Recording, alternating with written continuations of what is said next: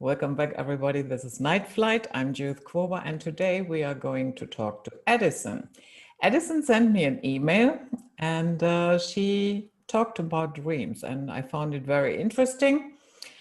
And so I asked her if she would agree to come on the show and talk a little bit more about this, and she did. So I'm very happy.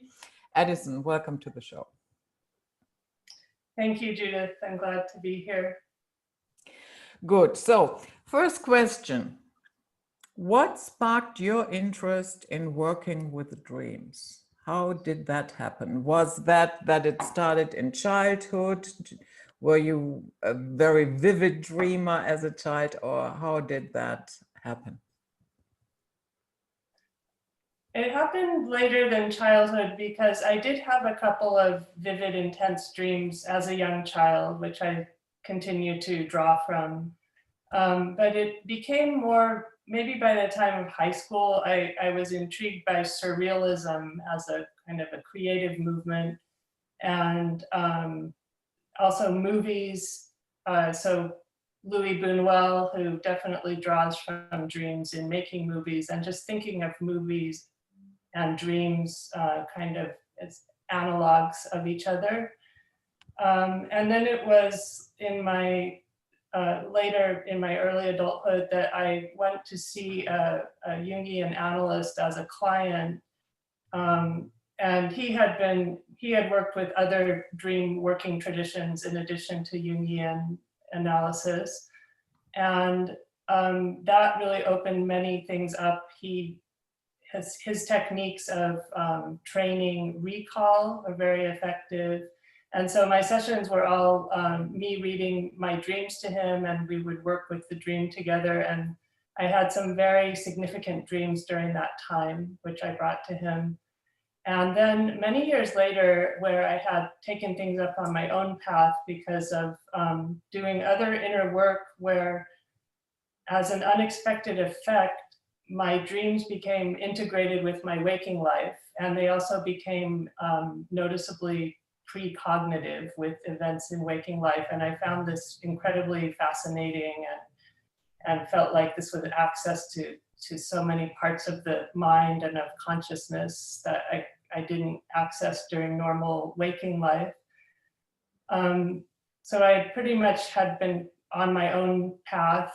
And then I returned to this man's colleagues in a dream working workshop more recently, and I realized how I had really gone my own way and made my own methods and diverged from what they were doing. So it's at this point it's like a cartography of consciousness, and I just find it really fascinating to observe as like a gigantic database that our mind has organically, not AI. So in other words, that the tools, the method of the workshop did not work for you any longer. Correct. And thinking about it, I think what happened was many years ago, when I was naive and had very little of my own personal experience interpreting my own dreams, I was an open slate for this person who was an expert with credentials. And so there was an authoritarian dynamic, as there often is, between I'm the expert, you're the helper. Yes. The expert and the lowly patient, or the infantilized, undignified, position like that. And so I recall I brought him a dream, a very significant dream regarding being chased by a python. And his whole thing with snakes was this kind of shamanic, like all snakes are healing. And so I thought, all of this fear and other things I felt during that dream must be invalid, because somehow I wasn't seeing this as a healing experience. And it's only been over the years, with all the different snakes that have been in my dreams, among many animals, that I have realized that for me personally, my own resonance and truth is that, yes, it's more of a kind of biblical resonance with meanings and representations of snakes. It's not a healer for me. it's a healing process to work with them, but it's not what that man told me about my dream. I had another dream I brought to him where I was made unconscious in the dream and raped, and woke up in bed with some strange man and very terrified. And the analyst told me that this was a form of sexual healing. And that was also wrong for me. It took me many years to come to this point of firmly knowing that without any confusion, because in my methods and systems and experience, sex in dreams is usually a covenant with darker forces. So no, it's not sexual healing. Yeah. So, you know, just the audacity to say things like that to another person with this authority and being paid for it, that really puts me off. So I have always wanted to be my own expert and my own authority, be it with DreamWork or, you know, reading cards or whatever it is. I want to do my own. And I believe we all have that. There's some part of us that knows what's best for us individually more than any outer interpretation could. You touched on something that I think is very important here, because we all know about the dream dictionaries and what have you, or you have a so-called expert. And but I would say, trust your inner feeling. If the feeling during that dream was frightening and it was scary, uncomfortable, whatever, there is no chance in the world that it is a positive meaning. You know what I mean? Otherwise, you would not have been frightened. I agree. And regarding dream dictionaries, there are a couple that I do look at and find them interesting to reflect off of, but it's in a completely different context because I'm choosing to just check this out, look at this online for a few minutes. It's not going to a session with an expert to tell me what's what. So I have found that useful. And the other thing is I have all of my dreams dating back to 2001 typed into my computer. And it really was starting around 2011 that I got really serious about this. And so I really think of it as the past 10 years is the most intense. But it's just amazing and interesting to me that whatever I dream about and I write the recall, I'm better at writing and describing with words than with drawing, as some people do. But I can search on any word. So any animal, you know, anything, any color, city name, place, et cetera, I can find all the dreams I've had with that in it, and then I can read them in succession, even if they're from years ago.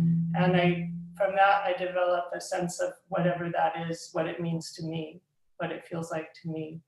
Because they're often very interesting patterns that emerge that I would have never been able to plan or foresee, including things that recur sometimes on the same day in different years, sometimes the same week. Different animal or person will appear, and they appeared that way a year before. So it's just, I feel like there's so much going on in our consciousness, our organic consciousness, aside from any artificial intelligence or transhumanism. There's so much already there that we don't understand or fully appreciate. Mm-hmm. So dreaming is not necessarily, we don't have to dream for our physical survival, but it is highly important for our metaphysical development. And also we know that sleep deprivation is a torture tool. Yeah. And if people go through that too long, they start hallucinating while being awake. So I would say it has a physical effect on us if we can't dream. And all those people that are sitting there now thinking, I don't dream, no, you do, you just don't remember. So what is in your life, what is the importance of your dreams? For me, based on the way I was raised, which involved forms of emotional abuse and trauma around that, I tend to have a very open and naive and kind of vulnerable view of life in my waking life, and also a lot of anxiety and fear of people. And so I tend to see everything as everyone as good and everything as for the best. And for me, my dreams provide this invaluable underside of the situation or the person. So I get a complete picture of all the information. So I'm not just like a lamb to the slaughter in terms of putting myself in different situations which may not be in my best interest, and trusting people which may not be in my best interest. And then through that, I feel like I have been able to just see the matrix of in reality that's been enforced upon this world. How everything is so, there's so many levels of deception, so many things that are not what they might seem. And I feel like my dreams help me to see that more clearly and with less cognitive dissonance and confusion than I would otherwise have just with my waking impressions. Mm. So do you have a good advice how to remember our dreams? Because if you can't remember them, then all your efforts are redundant. So many say, yeah, okay, if you have a booklet or something next to your, on your bedstand and you wake up, just even if you make short notes, just write it down. Personally, what I find is, there is this stage where you are no longer really sleeping, but you are not awake either. You are in the process of becoming awake. So I thought, I think what helps is if you're in that stage, and usually there is a lot in that stage, a lot of dreaming going on still. And if you do not move your body, then it's easy to catch the dream. But once you start moving your body around, then that is usually where it's gone. So how do you do that?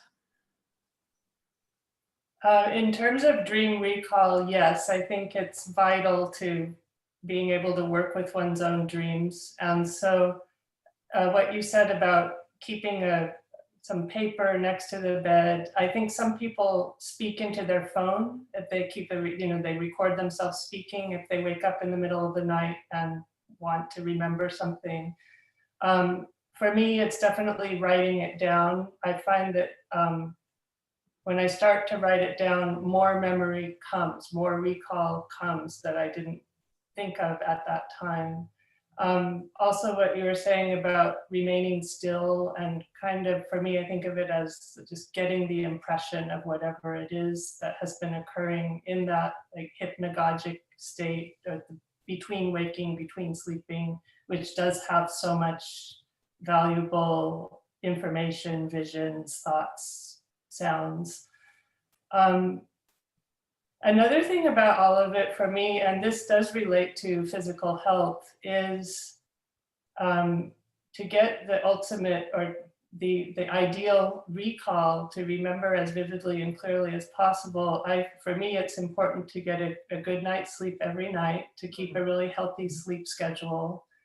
And also regarding diet and substances, there are a lot of things in the diet that can harm our memory. so much processed food.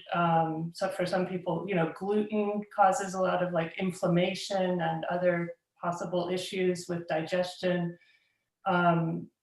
Sugar, obviously, and then of course, different substances. Alcohol is poison. Caffeine also can inhibit dream recall. Certainly cannabis inhibits it.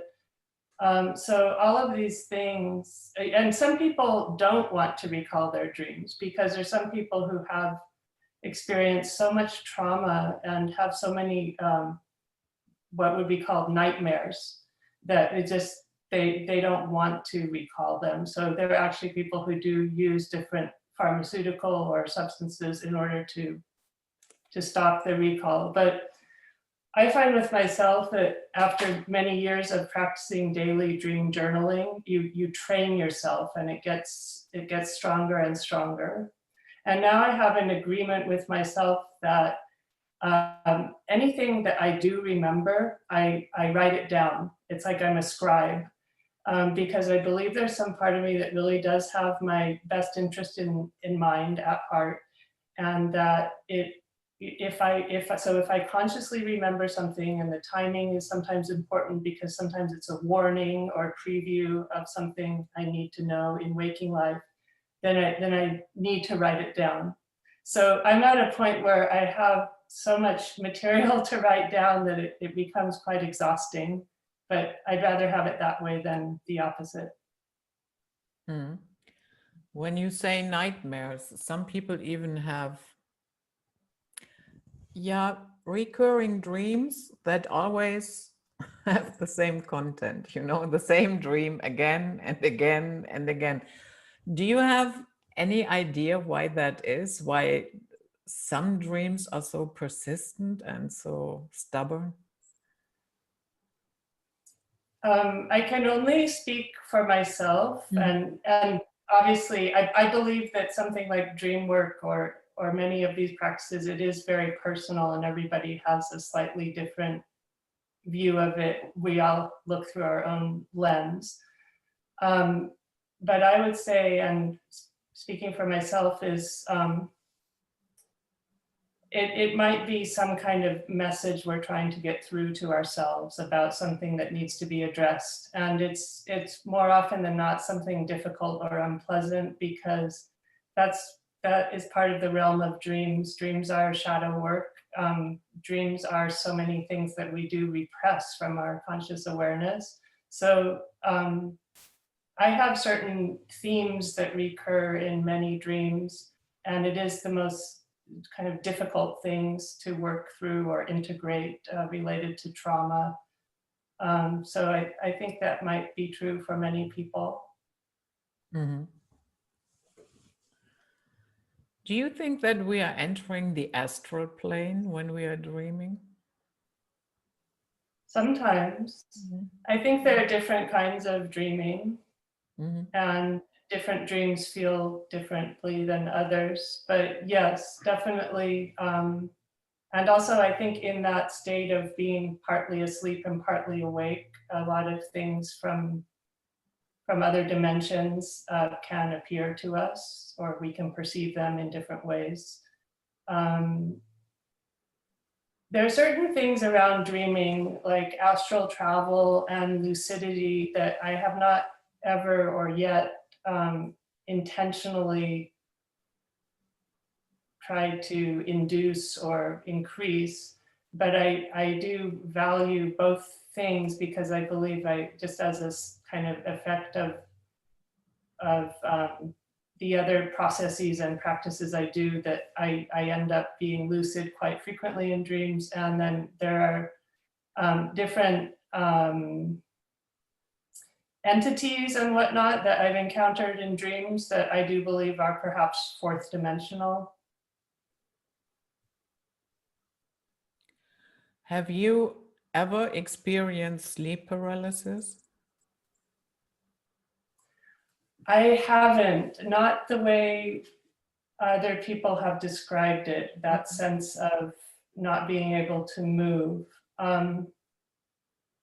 It's kind of, I think, analogous experience I've had is waking up from a dream and literally feeling the presence of evil in my space, in my room.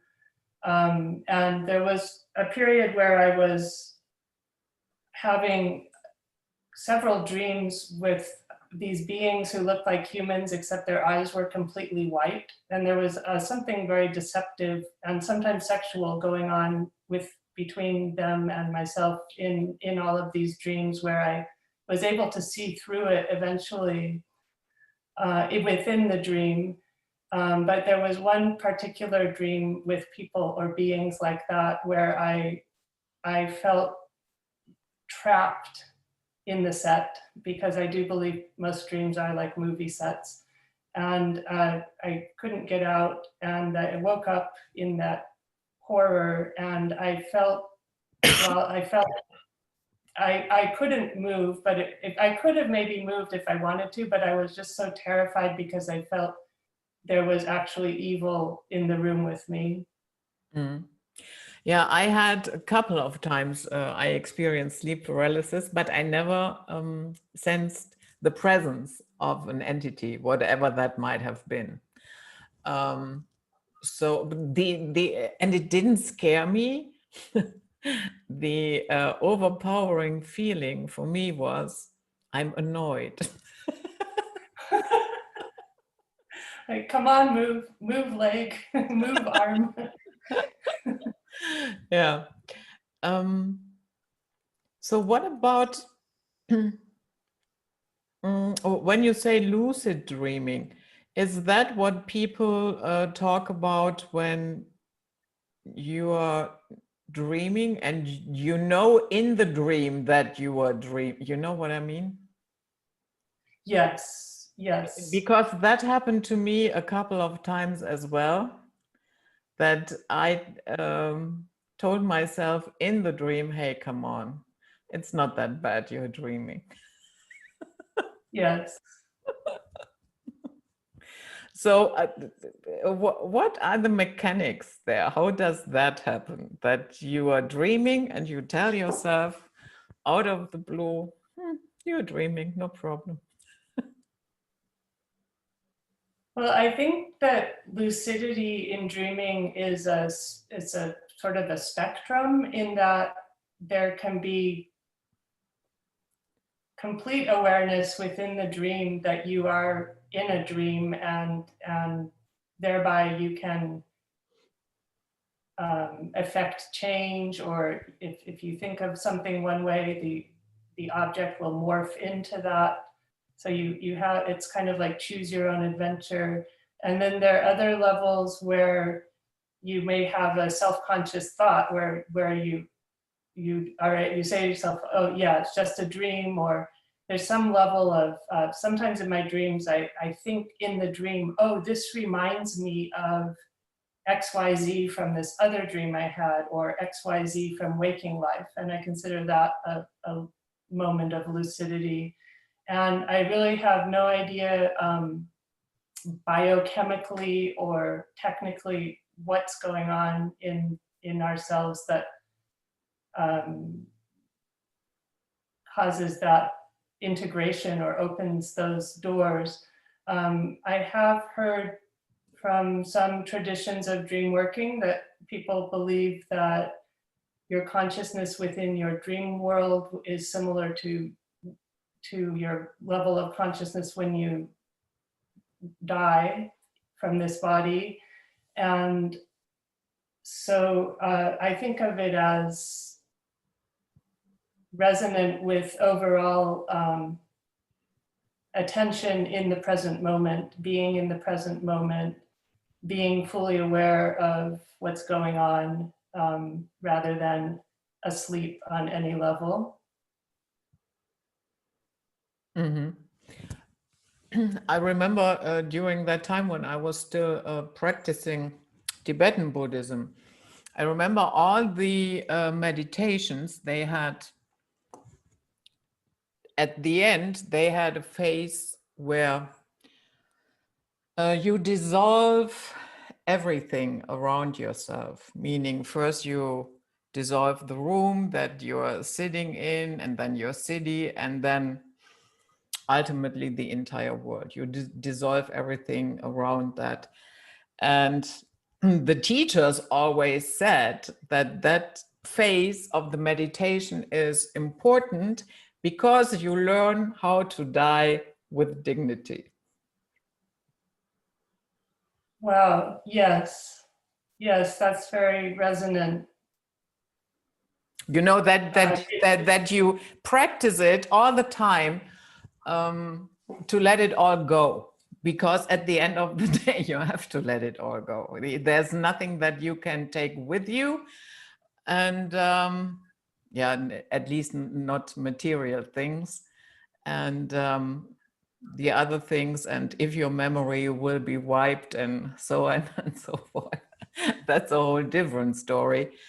But yeah, I thought, even if people try to do only that phase, you know, continuously over a couple of years, I think that would really help. Yes, I agree. It makes me think of a couple of things. One is with the dreams, with realizing or feeling in my dreams that I'm often on some kind of a movie set.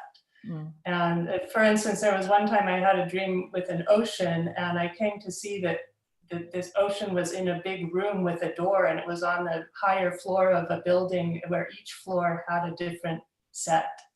And so I think something about increased lucidity within dreams is when you can see that it all is a set, and that all of these things can dissolve or morph, change into other things. It sounds similar to that waking meditation. The other thing is, in terms of what we can take with us when we die, I believe in the case of my dreams, and I believe sometimes with other people's dreams as well, that dreams are of the soul, which I believe is beyond this life, this one life that we're in right now. And that so the work that we do in our dreams in terms of being aware and being conscious and being lucid, it's soul work, and it's eternal, or its implications go beyond the borders of this life. What do you make of signing contracts in a dream? I would highly advise against it, but I have a little story about that, but you go ahead and then I will pitch in. Okay, well, yes, I think, you know, they're dreams with literally with a signature on a page. And then I believe, as I think I mentioned a little bit earlier, that things like sexual encounters in dreams often are a form of making a covenant. I think of it as contracts, covenants, agreements, things that we agree to on some level. And even if we were asleep, so to speak, that's a reason to want to aspire to become more and more lucid and aware, so that we really understand what we're getting into. Because the dream world, and I think nighttime in general, when the veils are all thinner, things can come from different dimensions, the astral, or who knows exactly where for everything, but they can come into our dreams, and sometimes they're not what they appear. They can take on the appearance of familiar people in our waking life who we may trust or love, but they are not that person. And so it's very important, I think, to be aware of this. And I actually went through a period where I would wake up and I would pray to kind of hopefully reverse some of the behavior I had done in the dream without really understanding or being fully conscious of what I was involved in. I have a totally different approach to that, but it's interesting Good. how we all Yes. how we all function differently. Yes. I had a dream like that, and of course I knew, girl, you do not sign contracts in dreams. So, but I was in a house, more like a mansion, I would say, and had a huge compound. And I was asked to marry somebody. Otherwise, they would not let me go from the compound. And then I was getting very, very upset because I was married in my dream, yeah? So, and then I talked to somebody and said, you know what, all of this doesn't work for me. So I am married, so you cannot force me to marry here some of your guys. That doesn't work for me. So then the two guys who explained everything to me, they came back after a while with a contract and said, okay, you sign here and then you can go. Everything is, we understand you are married, you do not want to, it's okay. You just sign here. And in my dream, I did. So the next morning, because there's a lot more about, but it will suffice for this interview. The next morning, I woke up and I thought, oh shit, you signed the contract. And then me being Judith, I was sitting on my bed and I said, you know what, fuckers, that contract, I revoke that right now. Whatever you deceivers have written there, it doesn't exist. It is not legal. It is nothing. You have nothing. You guys come back when I'm awake and you try to pull that shit. You know, if you think you have to do it that way, you must be very weak. Yes. And that was the end of it for me. No praying, no asking for forgiveness. I just went ahead and said, listen, fuckers, that was a very bad stunt and none of that is binding in any way, shape or form. And if you think it is, then you are deluded. That's excellent. And actually that is very similar to the content of my prayers when I use the term prayers. To basically revoke anything like that happened in the dream. I went through a period where I was very interested in, it came from being interested in charismatic Christianity, which I was not raised that way, but I came to feel that it was extremely effective. The name of Jesus, there's really something to that. I think many people have observed that from different religions and different walks of life. And so I was interested, there were a couple of dream deliverance preachers who I followed from the Caribbean and from West Africa, who talked about this kind of thing, making these statements when you wake up to basically revoke or dismiss or invalidate whatever happened in the dream like that, where, you know, if you're in a compromising position in one way or another. And also, I did reach a point during that period where I was able to lucidly cast things out in the dream, and it would cause things to either run away from me or fall down and be neutralized. So it was part of a process in my life and in my waking life with things going on as well, but it did move me to another point in the journey where I was able to be free of some things like that. I'm not doubting that calling on Jesus works. I never do that because I have a strict policy, no saviors. That does not mean that I do not ask for assistance if something needs to be done. That's a whole different story to me. Yeah.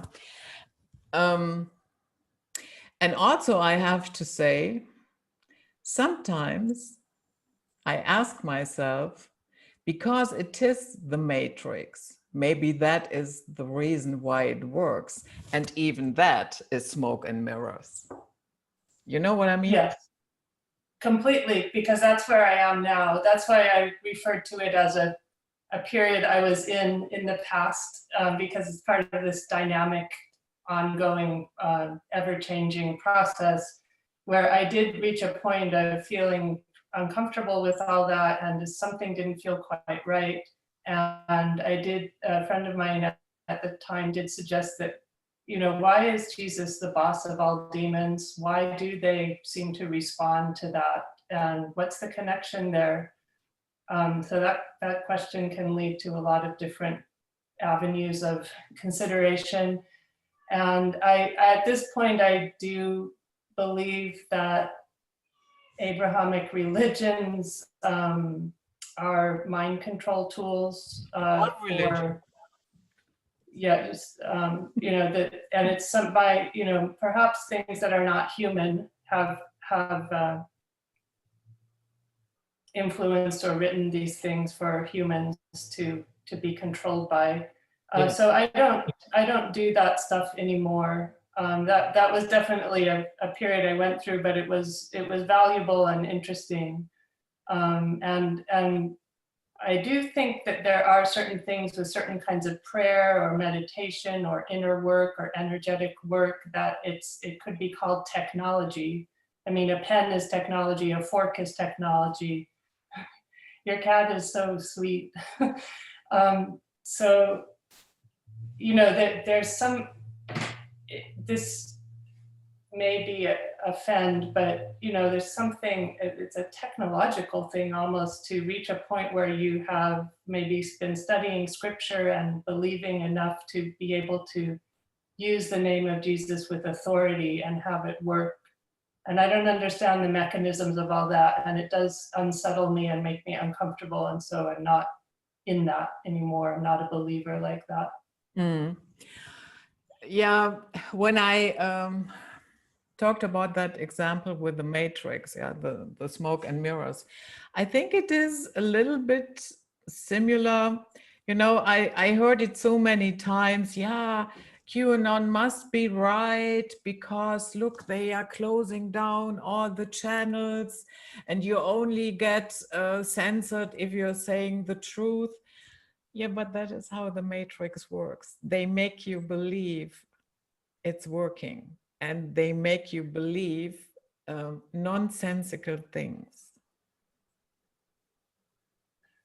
Right. And I heard it said recently that, you know, whatever the mainstream media is saying, even if at some point, oh, now they're throwing so-and-so under the bus, or now they're suggesting that XYZ might actually be true, even though they called it false news for the last 12 months.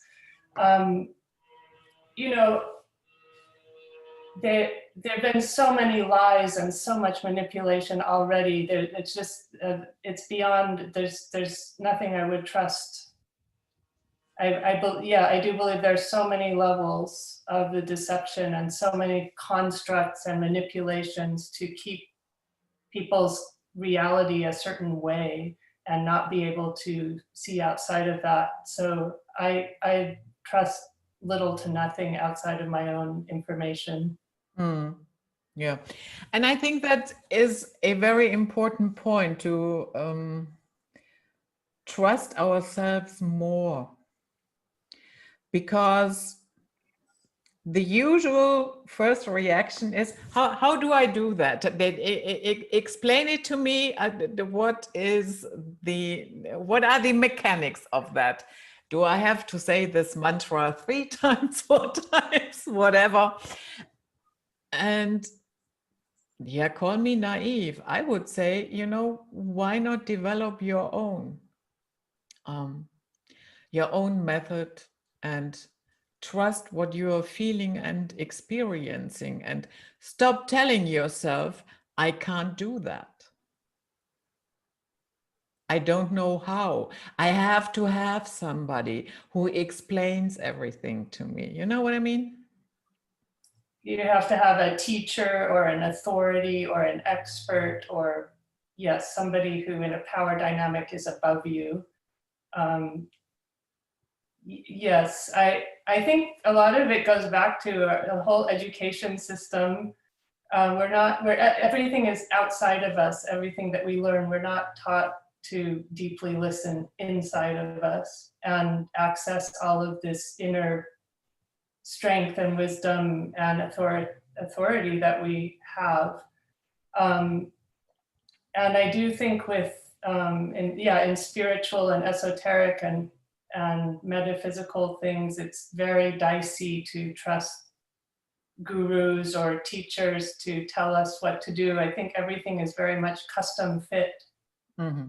You know, the whatever it is, prayers or meditations or rituals or practices, we are the only one who knows best for, nobody else knows best for each of us. There's nobody who knows better. Yeah, because it is not one size fits all. There are certain, let's say, loosely, for lack of a better term, guidelines.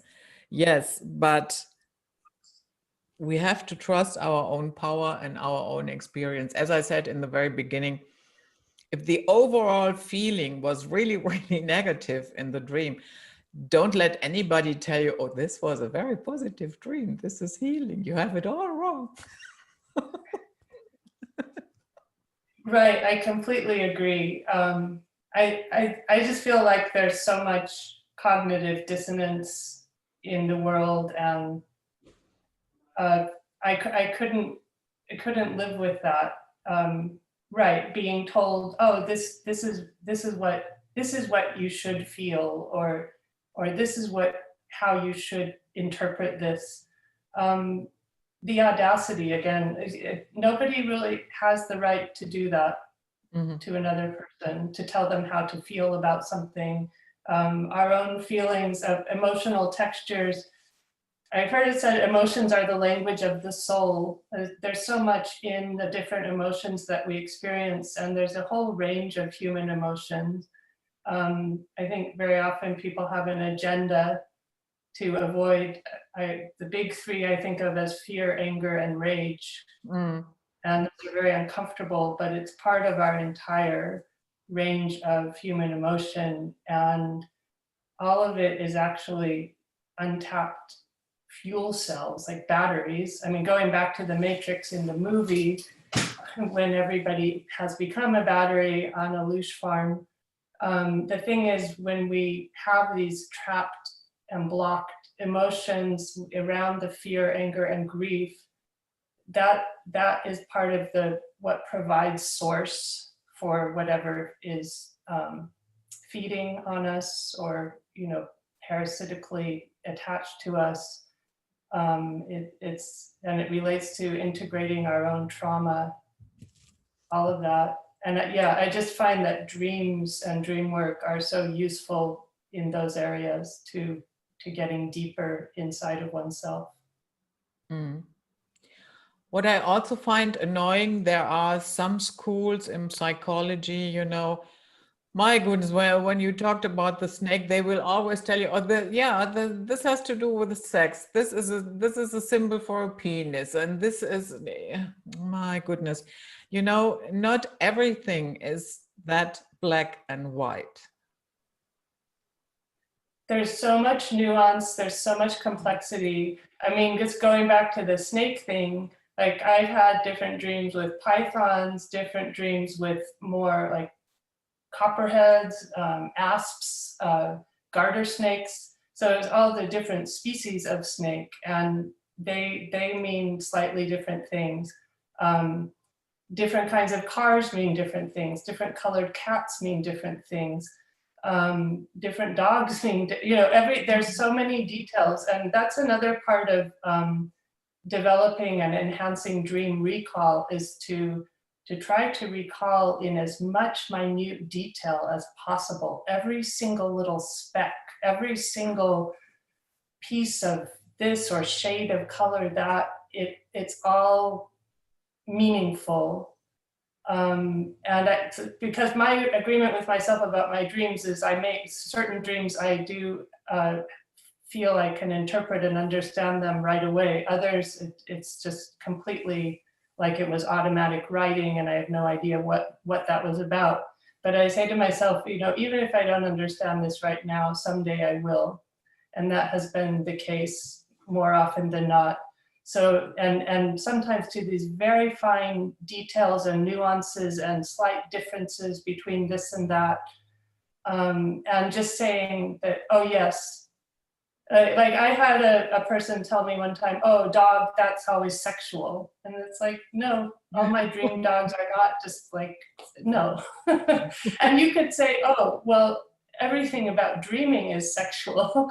Or, in that I think there's a lot of sexual energy that is present in many dreams. But, that doesn't really, that's a little bit clunky and clumsy. It doesn't really scratch the surface. Mm. Would you agree that dreaming about rape is actually astral rape? It could be very much so. I don't know for every single dream or person, but it relates to what I was saying about having sex in dreams, that there may be a lot of things going on there that you don't want to take part in, and it may be astral, interdimensional, related to some kind of plan for your life, or covenants that your parents or ancestors have made, where then you become fodder for whatever. So yes, I believe that stuff is real and may have implications, for one's own spiritual and inner and soul development, or remaining trapped in something. When I talked a little bit about that specific dream where I said, no, guys, this isn't valid, I had the impression that wasn't even my own dream, that it felt as if it had been broadcasted into my brain, whatever. So do you think that is possible? Yes, definitely.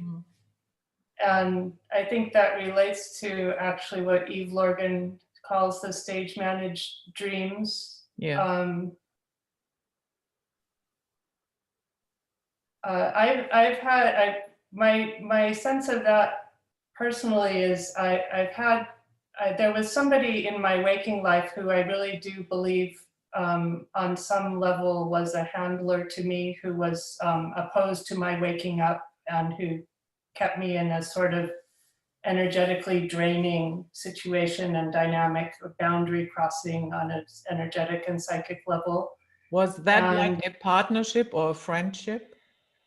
It was a friendship, which had been quite casual and not a big deal for many, many years. And then at some point, something turned, and there were a lot of experiences on psychic and energetic levels that felt quite vampiric or predatory. And so I had many, many dreams with the appearance of that person. And some of them did correspond completely to things that later happened with him in waking life.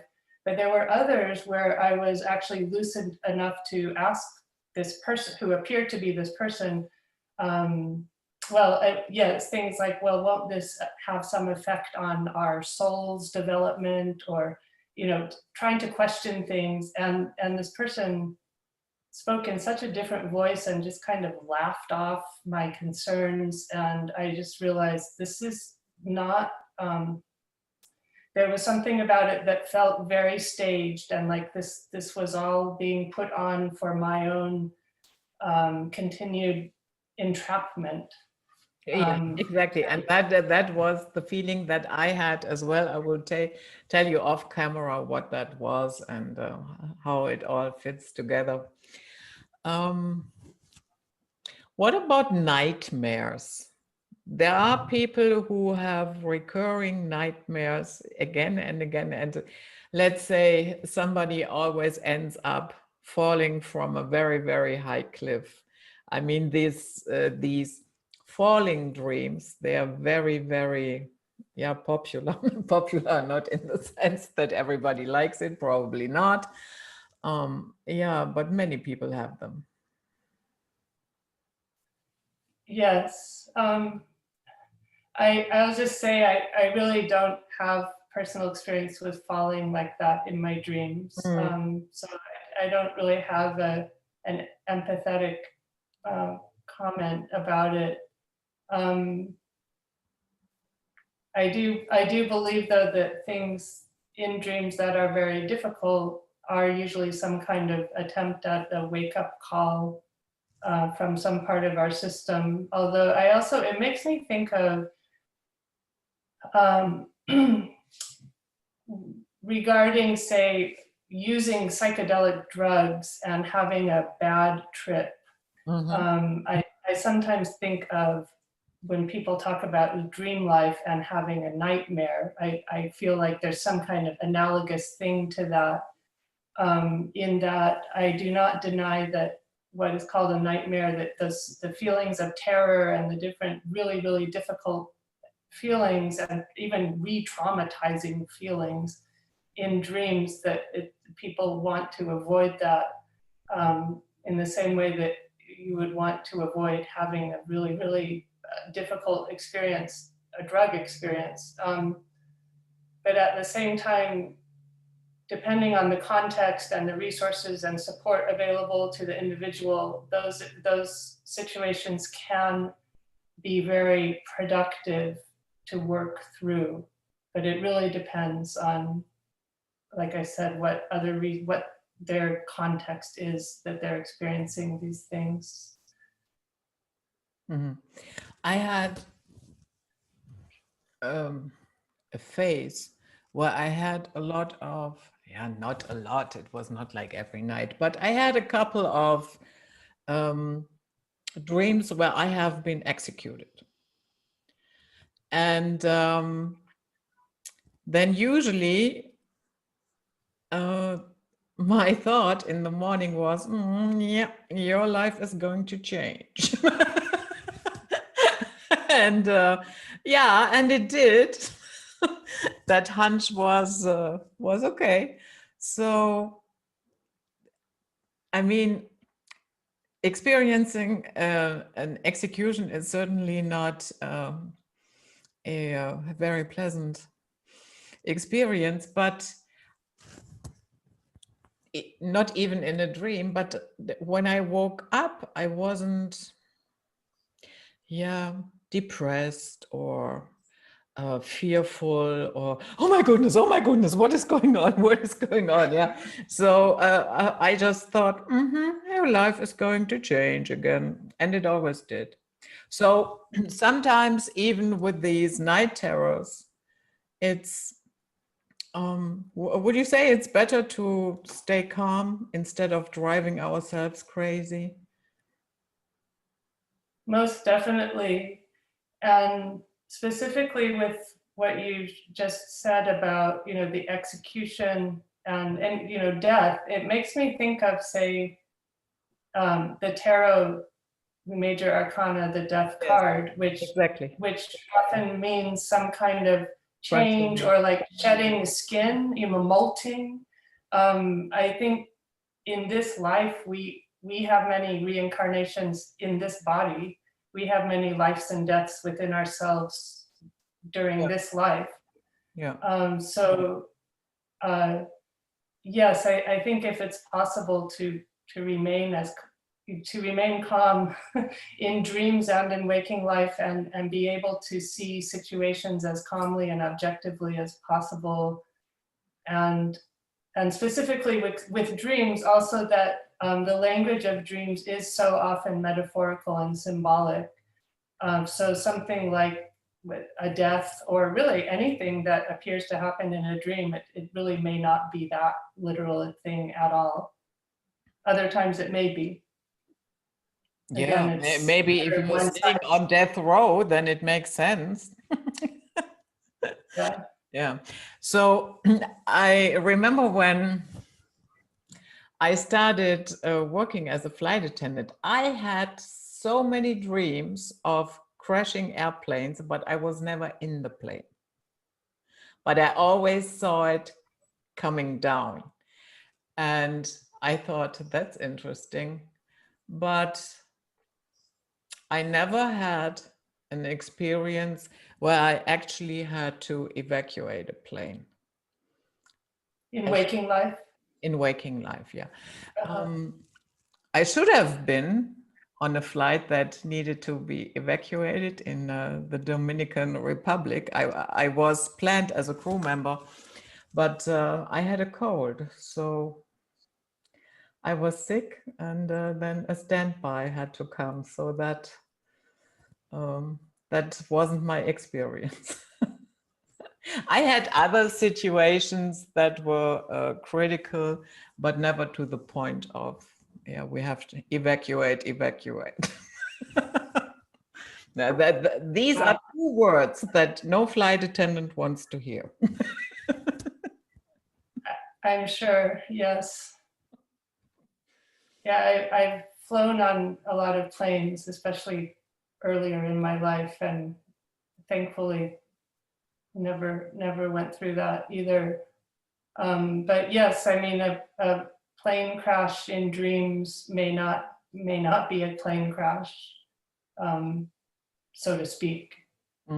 It's hard to say.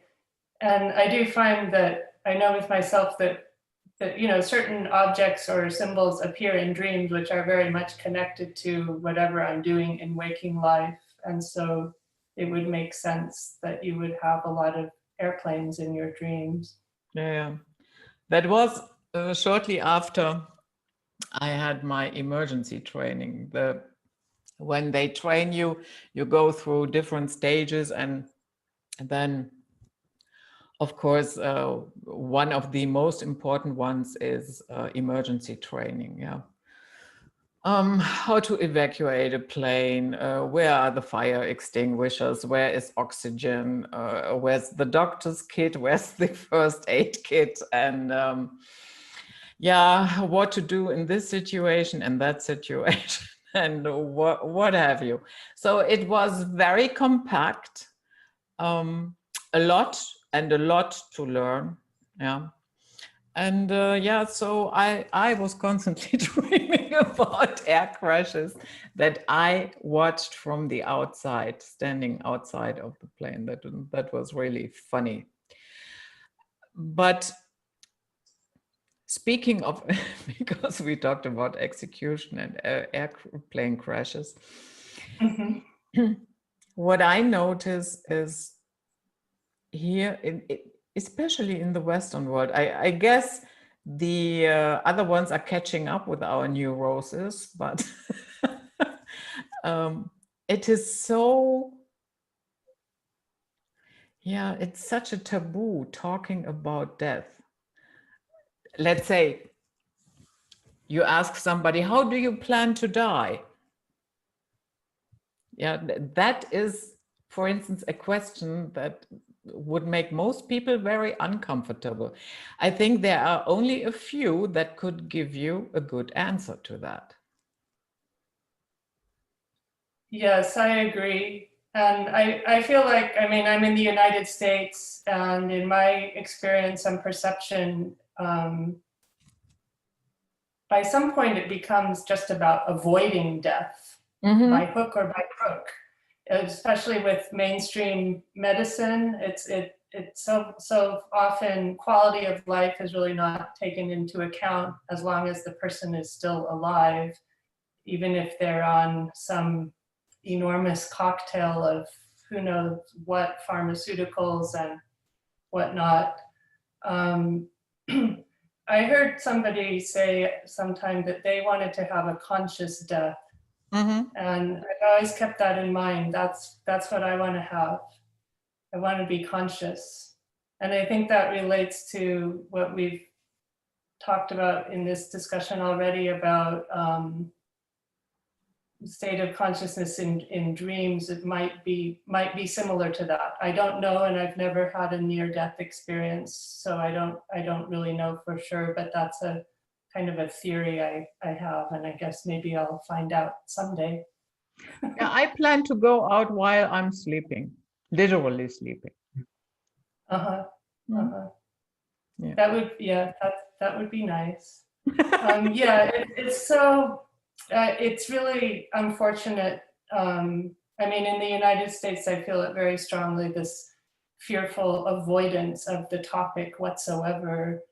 There are other parts of the world I visited where I could feel more the presence of death in everyday life. And I felt like that was more real, that death is part of life. We all have a birth and we all have a death. So we talk about our births, quite a bit, and we celebrate them. Although I have heard that, say, when the poet Rumi died on December 17th, that was his wedding night. That's what they called his passing. So I think there are so many other possible views of that experience, and I aspire to some of those. It's tricky because also it's, I don't want to be preoccupied with it either. No. But given that it is part of life, I mean. Yeah, no, of course not. The only thing is, if it happens that way, we will see. I'm pretty relaxed about that. So, but that was a subject where I thought, yeah, well, come on, make up your mind. How is it going to happen for you? So, and then you let it go. It's not that you think about that on a daily basis. I forgot to think about my death. No. No, you make up your mind and then you let it go. Finished. It again goes back to aspiring to live in the present moment. That if we're fearfully thinking about something that might, the way it will happen in the future, then there's really no way we can be present in this moment right now. And every moment is valuable. Yeah. Do you think we are dreaming this life together into existence on some level? You know what I mean? Because there is whether we like it or not, we have symbols that are universal. Everybody, no matter what type of culture or what part of the world you come from, certain dream symbols are predominant. It's just a fact. So I thought maybe we are, I'm not saying we are really somewhere in stasis and dreaming this. That's not what I mean, but I have a feeling that we collectively dream this life up. You know what I mean? Definitely, because we are very creative, and I consider dreaming a creative act. And it also touches upon things like the concept of the collective consciousness and also the hive mind. And what are those things really, and how are they created or by whom? I have also considered the idea that this might be some other entity's dream that we're in, that we are in something else's dream possibly as well. But it definitely, all these things do seem possible, and I'm incredulous to them because related to, how we're talking about how dreams can indicate the limits of this matrix we're in. We can see the edges of it, or we can see the enforcer, the people or the figures in our dreams who appear to be enforcing it. There's a construct. So again, if we are creative and constructive, very possible. And I just think because these kinds of things, there's not mainstream really acknowledgement of them.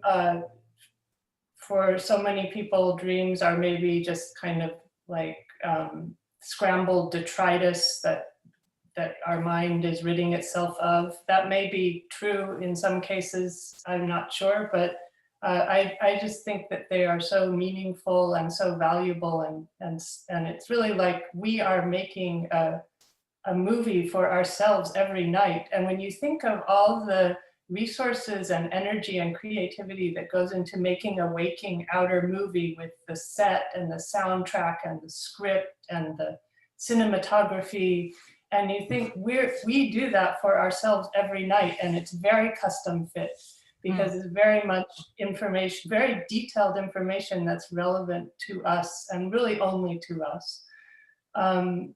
So yes, somebody once told me that he reached a point in his dreams where he was able, everything came down to just some big empty plain room with a director's chair in the middle of it that he could go sit in. Okay, that's great. Talking about movies, have you ever experienced follow-up dreams, that feel like a TV series? Yeah. Definitely. Sometimes within the same night, because I often have like 3 sessions of dreaming where I wake up in between each one, and it often continues the previous session. And then there are many dreams I have, and especially with the ability to so easily search on all my past dreams, I found so many dreams that relate to previous dreams or that contain many of the same symbols and people. And it may appear otherwise very different in terms of the action or the situation, but when I consider, say, 2 dreams from 5 years apart, but with all the same symbols and stuff, when I consider them together, different meanings emerge. It's almost like, again, referring to tarot, which I used to study, and that was also for me another previous phase I was in. Sometimes you study a card, you maybe leave a card pulled for several days and you kind of reflect upon it and meditate on it, and different things will emerge from it that you were not necessarily instantaneously aware of when you first pulled the card. And I look at my dreams in a similar way. There are certain dreams I sometimes I have all the recalls printed out in many notebooks, and so I pull them out and then make a new little booklet with certain dreams and keep that out and kind of flip through it for a couple weeks or something. And all new kinds of, new to me or new to my conscious awareness, new kinds of connections and meaning emerges. And again, it's a personal interpretation, and like anything, I have known people who have become destabilized in terms of kind of the dream life bleeding into the waking life, and even to a point where they felt they needed to get some kind of help, like in terms of mental health, things like that. I don't think that's necessary, because there are also, there's certain preconceptions or prejudices about dreams, at least that I've encountered in the United States, that, if you have too many lucid or precognitive dreams, it might be that you're psychotic, or there's a little bit of a stigma or a possibility of veering into all of that with it. And so again, it's it's part of a balance, like anything else, and remaining grounded, and like you said, remaining calm, but able to see all these amazing connections and patterns and information that's very valuable for ourselves. Mm.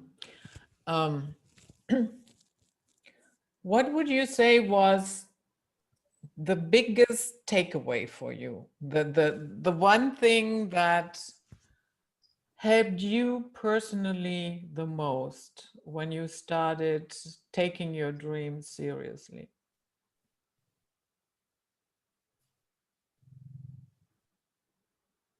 I stopped feeling so confused. Okay. Oh, this person told me this, and is this true? Is this right? All from outer sources. Mm-hmm. And somehow, with becoming in touch with my dreams and paying attention to them, I realized that I actually have all the information, and that I pay attention, and I'm observant, and that I'm able to see things with my truth through my lens in a way that feels comfortable and real to me. And so, especially at this point in time, with what I feel like there's so much deception and censorship going on, and so many attempts, very overt attempts at manipulation. Mm. And I know it's always been this way. It's been this way for a very long time in society, with the way the media is used and the way authoritarianism is used in different fields, from medical to educational to scientific to whatever. And it's just, I guess it has helped me to feel more awake. Mm-hmm. Yeah, and I think that's also a perfect tool to come in contact with yourself and learn trusting yourself. That is what I would say. Yes, and it relates to the thing of, so often I think there are attempts to tell other people how they're supposed to feel about something, manipulate that kind of response or reaction, and it's like, no, I know how I feel about this, and nobody else needs to tell me. So yeah. Have you ever heard about, yeah, let's say people's dreams being manipulated via black magic? Yes. Okay. And how did they broke that? Again, okay, well, all this smoke and mirrors, but if in my personal experience, again, it goes back to that. I mean, one form of exorcism or another. I have known dream workers who do exorcisms and do not use the name of Jesus. And I know we've already discussed all of the ins and outs of this, or not all of them, but many of them. Yeah. But again, I think it relates to those things. And another thing that's coming to mind is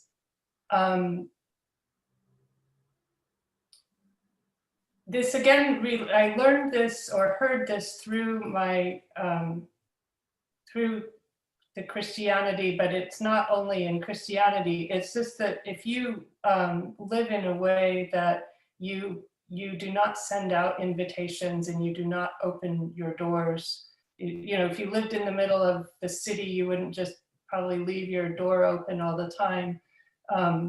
So on a level of the unseen world,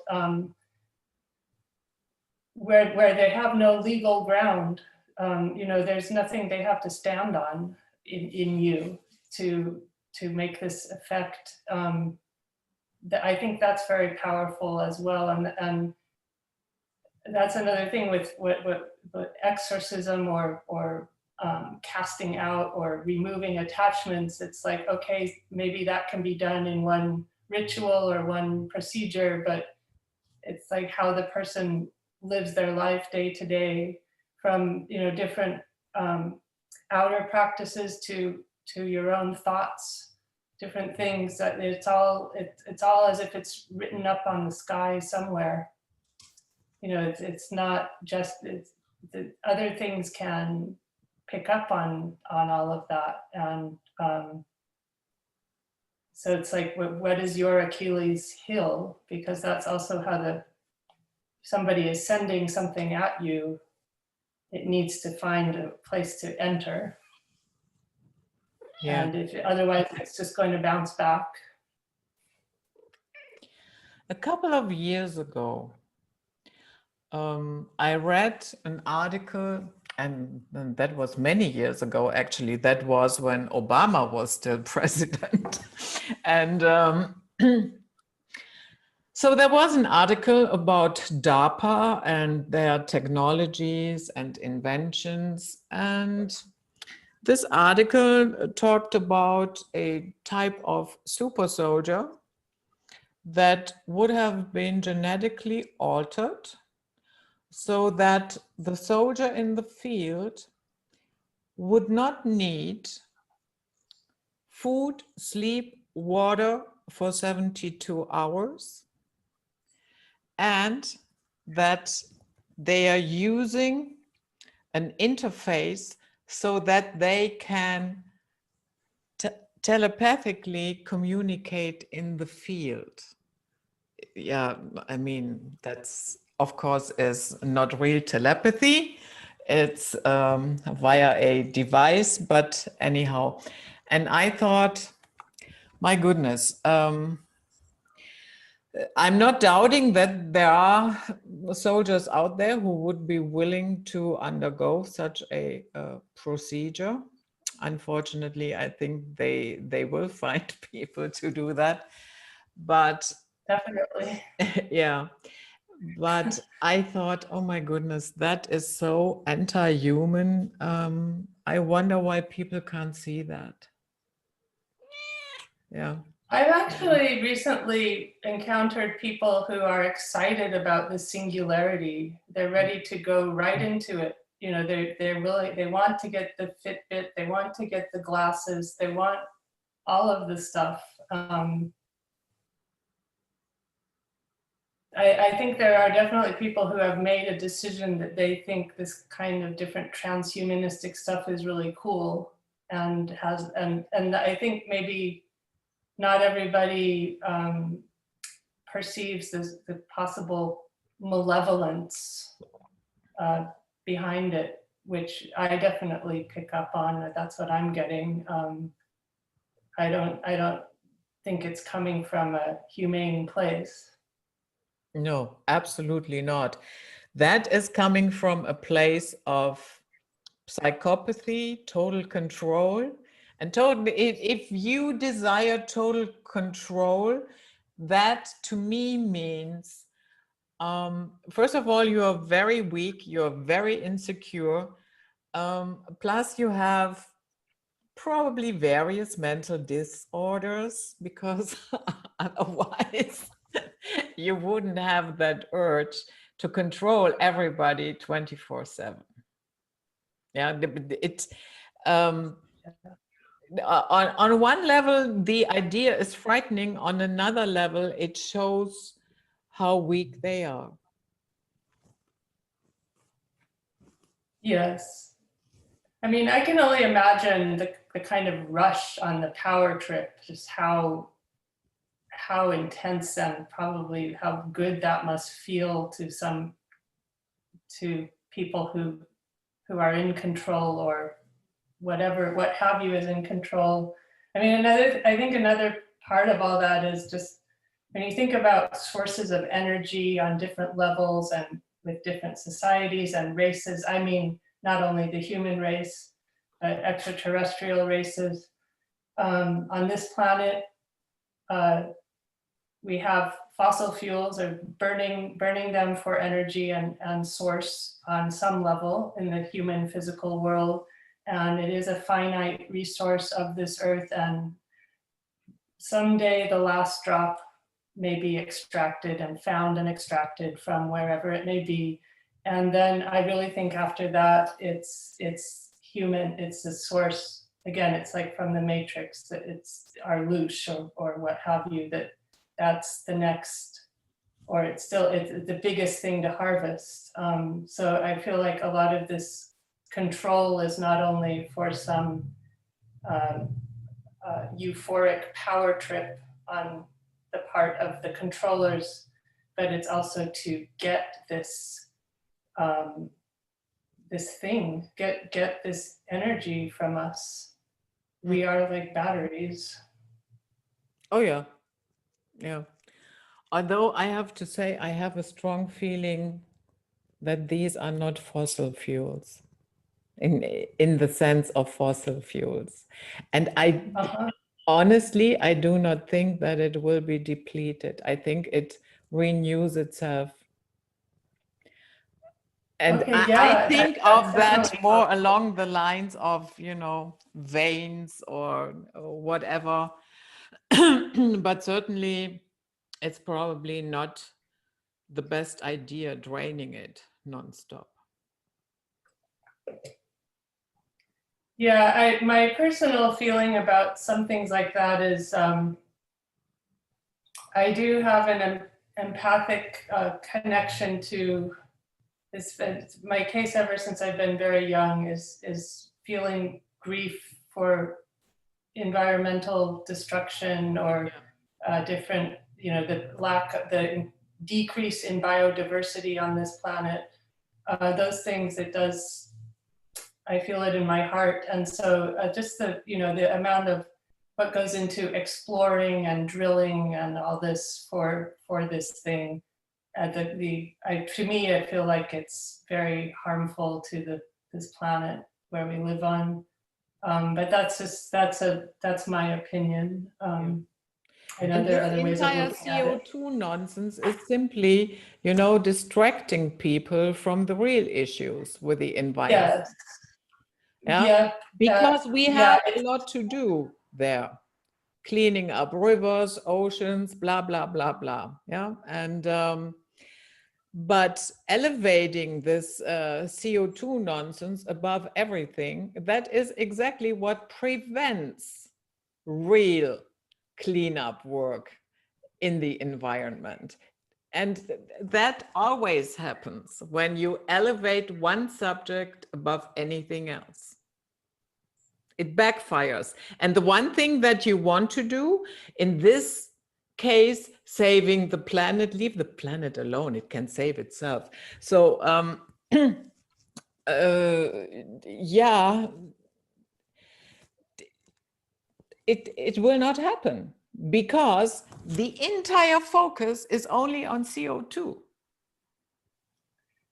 Right. And whenever it's like taking this opportunistically and or creating or exacerbating or enhancing through the narrative, but whatever crisis there appears to be, and then the powers that be manipulate it in order to manipulate and control people and bring in new measures of control. And this is definitely one of those things. And again, yeah, it's like anything else. It's not really about the health of the environment anymore, or if it ever was. And another example is something like mainstream oncology, where so many resources are poured into developing these modern day chemotherapies, which are now they're called targeted biological agents, but it's chemotherapy in that it has enormous collateral damage and it's very toxic. It's not sustainable on the body. So much fervor and vigor and energy and resources are poured into that. What about, like you say, cleaning up the water supply, cleaning up the food supply, cleaning up the air? Mm-hmm. It's like, oh, we can't prove that causes illness or cancer. Well, come on. I mean, I don't know. To me, it just appears that it's all, at the end of the day, it's again all about what profit and control, and also keeping people undereducated and over medicated, which is part of the control, because then they're too sick and dumb to really like see any of this. So yeah, any kind of environmentalism agenda that is being pushed by mainstream outlets, it's not real. It's about something else. Yeah. And that little girl, Greta Thunberg, my goodness, they pulled a number on her. My goodness. And I have, maybe I will put it on the Patreon side, because I look deeply at the entire symbology surrounding her. And you can see from a couple of pictures that it's all staged, it's managed, and there is nothing real behind it. If she believes her own nonsense, I guess so. She has been brainwashed into oblivion, I'm sure of that. But that is, and you know, when the media picks it up and portrays her as this, this very concerned young citizen that is trying to save the planet. Yeah, I have learned one thing about media. I usually turn it around, put it on its head, and then I have the truth. Yes, I agree. I mean, I look at it quite rarely. So there's certain things I don't even follow, but I don't trust any of it. There's just so much obvious overt manipulation, and I find it insulting, the types of stories they try to tell and the narratives and the messaging. It's like, we're not children, you know, we are adults and we can think critically. So yeah, it's all these, like when there's a certain star who, and of course it's all this, the same story appears everywhere. There's no original diversity among journalists. They're all pretty much repeating the same script. Yeah, sometimes even word for word. There are a couple of videos on YouTube where you have like 10 channels and actually they are all saying the same sentence about a certain subject. So yeah, where's that coming from? Not from the journalist, definitely not. It's kind of like, I think David Icke talked about this pyramid of control where there may be, with human beings, there may be a couple or a few people at the very top who may have the most awareness of what's actually going on or where this is really coming from. And then everybody in the widening pyramid below them who is working and contributing to this and part of this and in the same consensus reality, you know, they're mostly following orders. You know, they're mostly not aware. They think life is about something else, maybe having a career in this field, whatever it may be, without realizing that it's so corrupt and that it's so malevolent that they might, these kind of things could create a kind of like a blow people's mind, literally. I mean, it does not compute. The software they have installed, I mean, because you can think of, even on an organic consciousness level, if we are like a quantum computer, so to speak, we have our software installed, we have our firmware, we have our hardware, wetware. You know, a lot of it was installed by our caregivers as children, maybe in the first 7 years of our life or during the womb even. And so if your software cannot process what the information is trying to come in, it's like, you know, the whole thing could explode. Yeah. Yeah, the way they write their articles or they produce their video clips, for the so-called news, I would be embarrassed to put something out like that. You know, you can feel that they think we are all morons, and yes, the majority is. Sorry to say that, but yeah, because the majority still thinks that CNN, Fox News, whatever, has remotely anything to do with news. It has nothing to do with it. To me, it's infotainment. Yeah, and a lot of pharmaceuticals will be promoted during that. Oh, yes. Yeah. And the thing about it is, okay, regardless of whatever innate intelligence different people have, but at this point in time, even to this day, there are so many people with advanced degrees, like who actually have been highly educated, who buy into all this, who think CNN is the truth, or the mainstream media. Yes, so it's from CNN to Fox News, but also it includes like the Drudge Report. It includes Breitbart. Yeah. It's all on this matrix. It's all part of this simulation being put on for our control or whatever. And so, there's people buy into all this, but so it's not only people who might appear stereotypically unintelligent or uneducated. And well, education is a whole other thing, because education is indoctrination and compliance. So that's not to place it on a pedestal, but just that you might have assumed at some point that people with masters or PhDs might actually have a couple active brain cells on duty to see through some of this. So that part, it's very upsetting and disappointing to me.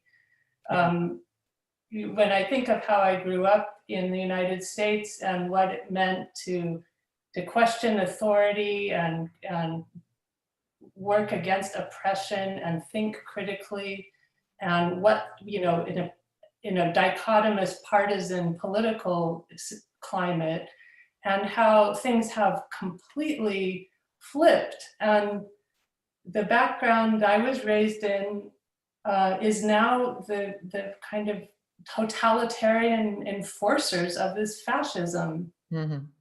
Yeah. And if I would say that, it would be discredited right away. Yeah, not with deleted me. or called crazy, or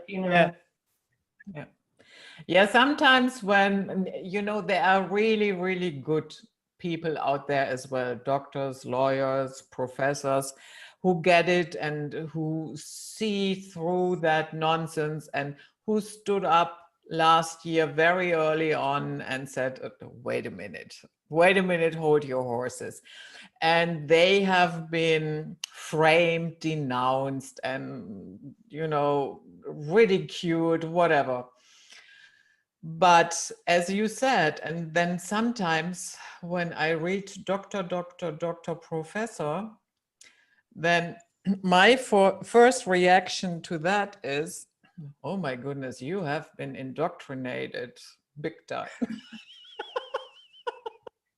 Yes, and it relates to indoctrination, and then it relates to power dynamics, because when people put letters around their names, it's an honorific, power-laden gesture. Yeah. That I am different than you for these meritocratic and hierarchical reasons, and therefore I know better. You should listen to what I have to say about it. And that's not true. Addison, is there anything about dreams that you would like to let us know, an experience or whatever, that we have not talked about up to now? There are always so many things, and I feel like we have talked about a number of different things, and there's various bits of anecdotes or information here or there that I thought I might mention, which I haven't, but they're kind of subsumed into things we have already talked about. So I don't know if there's nothing that would be of a more high level summing up. It's more smaller details and little areas on the path along the way that I could say more about, but I don't have anything overarching right now. Okay. That we haven't already spoken of. Yeah. So now, why don't you do something with this, like writing a blog, doing a YouTube channel, or maybe on Odyssey? It doesn't matter where it is. And you know what? I think we need more people on board, and especially more people on board that encourage others to trust their own experience, their own wisdom, their own heart, whatever. We have enough people out there who are very, very good at analyzing anything in 3D and what is going wrong. And I'm not saying that is not needed, but at this juncture, I would say we need more people on board encouraging people. So would you rethink that? Or would you say, nah? I would definitely like to share these things more widely, and particularly if it would be relevant or supportive to other people in their own journeys and their own waking up and becoming more aware, most definitely. And I think, you know, the future is before us. And the way my path has gone thus far is a lot of it has been just doing my own work to really reach a point of even feeling that there are like more broad or general things I might have to say about it. And then it's another thing about having courage and conviction, especially in today's climate. So, you know, I have it's definitely things I would like to do in the future. Yes, to publish things, to connect with more people about it. Not so much in a position of one person, quote, helping or teaching the other, but more sharing and encountering and holding presence and being witnesses for each other. Or maybe comparing notes. Comparing notes along the way. All of it, like you had mentioned at some point about, you know, this, it's not about going out and fixing or changing or healing the world. I think that is a very toxic, fervent thing unto itself. So it's not, you know, some people want to go out and heal everybody or fix everybody. And it's like, go look in the mirror, you know, because eventually it becomes like you're scrubbing the mirror because you don't like what it reflects, or you're projecting your own sense of some kind of brokenness onto outer reality, which is really about you. So, I mean, about one. So that's where I come from, a place of wanting to connect on level ground with other people on their paths and, like you say, compare notes, support each other, share experiences, and also, you know, share things in the dream world as well, you know, in not only on waking conscious levels, but people learn a lot and share a lot and reflect a lot for each other on many other levels. Yeah. Yeah, I hope you do that, because I find it very interesting what you have to say. And also you do not have this, how should I put that? This attitude that, okay, children, I'm going to teach you something now. Yeah. I just can't stand that. Yeah, exactly. I know what you mean. Yeah. And it's hard though in this world because, you know, we all need, this is a currency-based world, and, you know, people, I think if people can do their real work and also make their living here that way, that's the best. But there are, I think, in this day and age, there's so many pitfalls with marketing. Marketing is inherently manipulative. yeah, different things like that. It's a lot of discomfort around that and a lot of inauthenticity, I think. That's just my opinion and perception. So that has never worked for me on either side of the dynamics. I do have some trauma in my life from being in a vulnerable position of needing help, and then the type of treatment I received was traumatic and damaging. So, you know, it's very, I don't want to be like, I don't want to repeat that. That's part of what I aspire to. Like I said, this connecting on equal ground as witnesses, and that there is, you know, we're all teachers, we're all students, we're all supporters, we're all supported. We're all doctors, we're all patients or clients. You know, it goes back to, you know, again with the dream work, people often mention, oh, well, Freud, you know, he was the one who first studied dreams in, say, the history of Western psychology, mainstream. And it's like, okay, fine, you know, he may have acknowledged that they have importance and validity, but the rest of us, many other people know that as well. But his whole gestalt of his patronizing, infantilizing, robbing the client or the patient of their dignity, that's inherently abusive, and that's still how it is with psychiatry and psychotherapy to this day.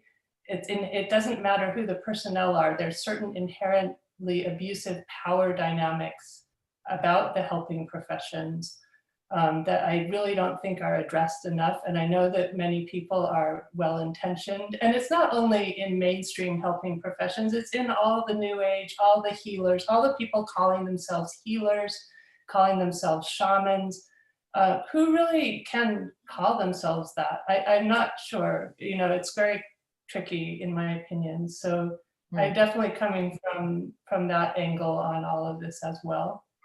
Yeah, I totally understand what you mean. I remember that after my brain surgery, I have been offered a free session with a very famous healer, and I declined.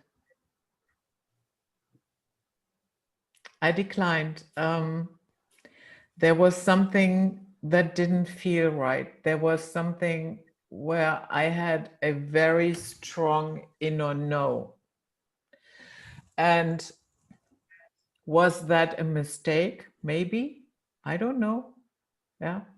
But I have banged my head often enough. So I listen to that. Yeah. I'm no longer in the business of overruling it. You know what I mean?